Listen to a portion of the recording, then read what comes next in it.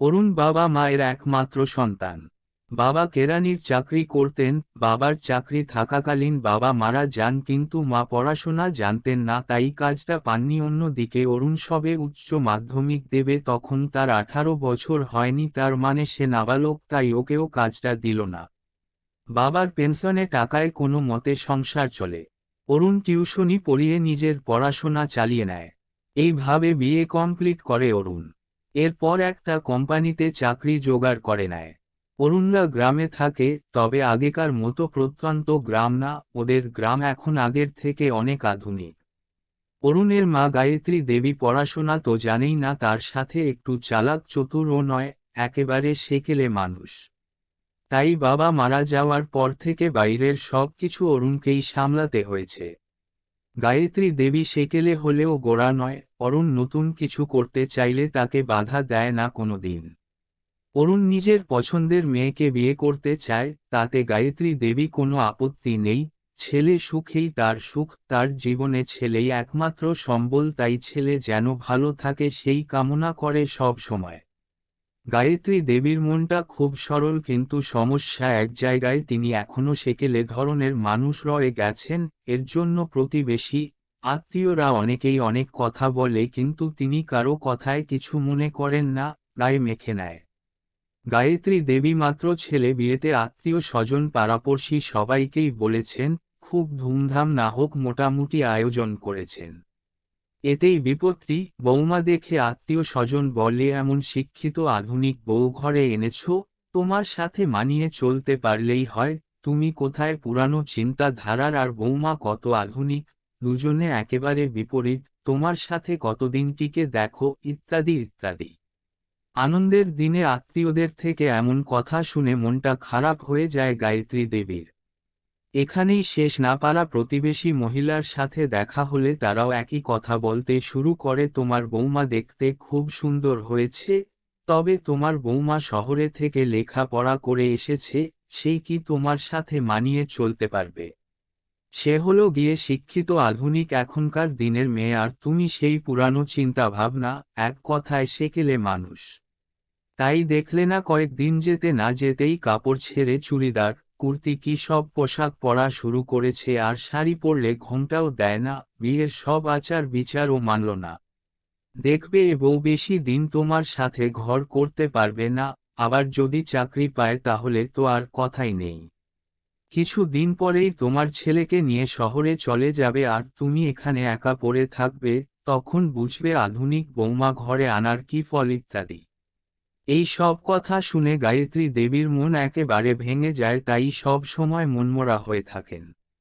ছেলে বৌমাকে এড়িয়ে চলে, বৌমার সাথে ভালো কথা বলেন না। বিষয়টা অরুণের চোখে পড়েছে। ঈশিতাও বলছে, মা আমার সাথে ভালো কথা বলতে চায় না। অরুণ দেখল ব্যাপারটা তো একেবারেই ভালো নয়, বিয়ের 10 দিন হতে না হতেই মায়ের এমন পরিবর্তন। নিশ্চয়ই কিছু হয়েছে, তাই মায়ের কাছে গিয়ে অরুণ মাকে চেপে ধরে। অরুণ বলছে, মা আমি কয়েকদিন দেখছি তুমি আমাদের সাথে অন্য ব্যবহার করছো, আগে তো এমন করতে না। তোমার কি কিছু হয়েছে? না আমরা কোনো ভুল করেছি। মা বলে, না তেমন কিছু হয়নি তো, এই তো তোর সাথে ভালোভাবে কথা বলছি। অরুণ বলছে, তোমাকে আমি ভালো করে জানি মা, আগে কখনো তোমার এমন ব্যবহার দেখিনি। সত্যি করে বলো না মা, তোমার কি হয়েছে? মা বলে, আমার খুব ভয় করছে। প্রতিবেশীদের কথা শুনে মনটা একেবারে ভেঙে গেছে, কিছু ভালো লাগছে না।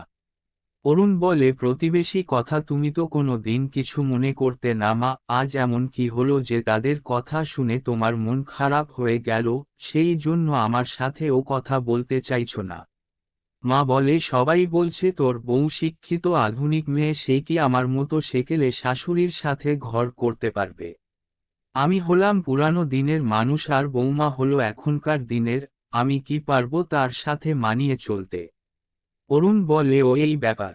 আচ্ছা বলো তো মা, বাবা কি আমার মতো এই রকম পোশাক পরতো বা এইসব জিনিস ব্যবহার করতো? সেও কি আমার মতো বাইক চালাতে? মা বলে, তোর বাবা কি করে এই সব পোশাক পরবে? তখন কি আর এখনকার দিনের মতো এত সব কিছু ছিল না, আমাদের অত টাকা ছিল যে দামি দামি জিনিস কিনবে? অরুণ বলে, আমি তো এখনকার দিনের মতো তাই না। আর পড়াশোনা করেছি, চাকরিও করছি, ঠিক তো? মা বলে, হ্যাঁ, তুই এখনকার দিনের ছেলে, আর তুই কত দূর পড়াশোনা করেছিস। অরুণ, তুমি তো সেকেলে মানুষ, তাহলে আমার কি তোমার সাথে থাকতে অসুবিধা হয়েছে? না, আমি তোমাকে ছেড়ে চলে গেছি। হ্যাঁ, মানছি তুমি একটু কম বুঝো, তাই তোমাকে বুঝাতে গিয়ে অনেক সময় জোরে কথা বলি, তাই বলে কি আমি তোমার সাথে ঝগড়া করি, তাই কি? মা বলে, না, একেবারে না। আমাদের মধ্যে মনোমালিন্য হয়, তবে ঝগড়া হয় না। তুই যা জানিস না আমি সেগুলো তোকে বলে দেই, আর আমি যা জানি না তোর কাছ থেকে শিখি নেই। অরুণ বলে, ঠিক সেই রকম তোমার বৌমাও আমার মতো এখনকার দিনের আধুনিক মেয়ে, আর তার পোশাক, তার আচরণ সবই এই সময়ের মতো। মা বলে, তুমি পারবে না তোমার আধুনিক বৌমাকে আধুনিক ছেলের মতো ভালোবাসতে, পারবে না মেয়ে মতো আপন করে নিতে। মা বলে, হ্যাঁ পারবো, নিজের মেয়ে করে রাখবো।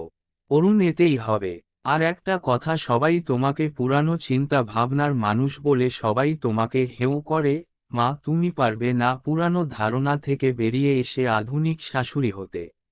মা বলে, আমি পড়াশোনা জানি না, আমি কি পারবো এখনকার মতো হতে? অরুণ, কেন পারবে না? তোমার পুরানো চিন্তাধারা একটু পরিবর্তন করলেই সব হয়ে যাবে। মা বলে, তাই না হলে তোদের জন্য একটু কষ্ট করব, তবে আমি কিন্তু টিভি সিরিয়ালের শাশুড়ির মতো হতে পারবো না। অরুণ বলে, তোমাকে অত আধুনিক হতে হবে না, শুধু সাধারণ হলেই হবে। আর প্রতিবেশীর কথায় কান দিও না, তারা তো সব বিষয়ে সমালোচনা করে, ওটাই তো ওদের কাজ। ওদের কথা শুনে নিজের মন কেন খারাপ করবে? তুমি আমাদের সাথে থাকবে, আমরা তোমার সাথে আছি। ছেলের সাথে কথা বলে গায়ত্রী দেবীর নিজেকে আজ অনেক হালকা মনে হচ্ছে। ছেলে যখন সাথে আছে, এখনো আগের মতোই মায়ের খেয়াল রাখে, তখন ভয় পাওয়ার কিছু নেই। বৌমার সাথে না মিশে তার সম্বন্ধে খারাপ ধারণা করা ঠিক হবে না। তার থেকে ভালো হয় নিজেকে এই সমাজের মতো আধুনিক করে আত্মীয় প্রতিবেশী মুখে ঝামা ঘষে দিতে হবে। তার জন্য না হয় নিজেকে একটু পরিবর্তন করব।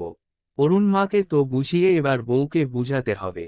তাই বউকে বলে, আচ্ছা ঈশিতা, এই বাড়িতে তোমার কেমন লাগছে? আর আমার মাকে কেমন মনে হচ্ছে? ঈশিতা বলে, বাড়িতে ভালোই লাগছে, তবে তোমার মা মনে হয় পুরানো দিনের মানুষ। অরুণ বলে, তোমাকে তো বিয়ের আগেই বলেছিলাম আমার মা একটু সেকেলে। ঈশিতা বলে, হ্যাঁ, ওই ধরনের। অরুণ বলে, ঈশিতা, তুমি কি পারবে না আমার মায়ের সাথে মানিয়ে চলতে, আমার মাকে তোমার মা ভাবতে? ঈশিতা বলে, হ্যাঁ পারবো, তোমার মা মানে আমার মা। অরুণ বলে, শুধু মায়ের সাথে মানিয়ে চললে হবে না, তোমার মায়ের মতো আমার মাকেও একটু আধুনিক করে দিও, তার জন্য না হয় একটু কষ্ট করবে। ঈশিতা বলে, তোমার মা কি চাইবে বৌমার কথা শুনতে? অরুণ বলে, তুমি কেন বৌমা হতে যাবে? তার মেয়ে হয়ে তাকে বলবে, তাহলে অবশ্যই শুনবে। ঈশিতা বলে, ঠিক আছে, তোমার জন্য না হয় এটুকু করব। অরুণ বলে, তাহলে আজ থেকে আমি, তুমি আর মা তিনজনে মিলে গায়ত্রী দেবীকে আধুনিক করার চেষ্টা করব। কয়েকদিন যেতে ঈশিতা একটু একটু করে বাড়ি ঘর সুন্দর করে গুছিয়ে পরিপাটি করে তোলে, এবং শাশুড়ি মাকেও আধুনিক করার জন্য আদব কায়দা শেখাতে থাকে। গায়ত্রী দেবী এতদিন যেসব পুরানো নিয়ম মেনে এসেছিল সেসব যে ভুল, তা ঈশিতা যুক্তি দিয়ে উদাহরণ দিয়ে বোঝানোর চেষ্টা করে। কিভাবে এখনের সমাজে মিশতে হয় তাও শেখায়। শাশুড়ির সাথে মায়ের মতো ব্যবহার করে। গায়ত্রী দেবীও ঈশিতার ব্যবহারের মুগ্ধ, এখন ছেলে থেকে বৌমা যেন বেশি আপন। কয়েক মাসে গায়ত্রী দেবীর বাড়ির সাথে সাথে গায়ত্রী দেবীর অনেক পরিবর্তন হয়েছে। আগের গায়ত্রী দেবী আর এখনের গায়ত্রী দেবীর অনেক পরিবর্তন। এখন প্রতিবেশীরা বলে, দিদি সত্যি তোমার বৌমা একটা মেয়ে, কয়েকদিনে তোমার বাড়ির সাথে সাথে তোমাকেও কত আধুনিক করে দিয়েছে। আমরা ভেবেছিলাম আধুনিক শিক্ষিত মেয়ে মানেই অহংকারী হবে। এই শাশুড়ির সাথে ঘর করতে পারবে না, কিন্তু এই মেয়ের সম্বন্ধে আমাদের ধারণা একেবারেই ভুল।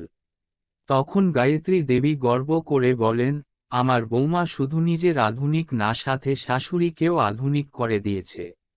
গায়ত্রী দেবী বৌমা ঈশিতাকে বলে, বৌমা, তুমি আসায় এই বাড়ি আগের থেকে কত সুন্দর হয়েছে। আসলে আমাকে আধুনিক আদব কায়দা শেখানোর কেউ ছিল না। যদি আমরা কোনো মেয়ে থাকতো তাহলে সে সুন্দর করে দেখিয়ে দিত, কিন্তু ছেলে তো সে এসবের জন্য সময় পায় না, তবুও যতটা হয় করেছে। এখন বুঝেছি শুধু জিনিসপত্র কিনলে হয় না, তার ব্যবহারও জানতে হয়। আপনার ছেলে আমাকে দায়িত্ব দিয়েছে, তার সেকেলে মাকে আধুনিক শাশুড়ি করে দিতে হবে। আমি যতটা সাহায্য করা যায় করেছি, আপনিও অনেক চেষ্টা করেছেন, আপনার জন্যই এই পরিবর্তন সম্ভব হয়েছে। অরুণ, মা এবার কেউ কিছু বলে দেবে আধুনিক বৌমা শুধু সেকেলে শাশুড়ির সাথে মিলে মিশে থাকেই না, সাথে শাশুড়িকেও আধুনিক বানিয়ে দেয়। সমাপ্ত।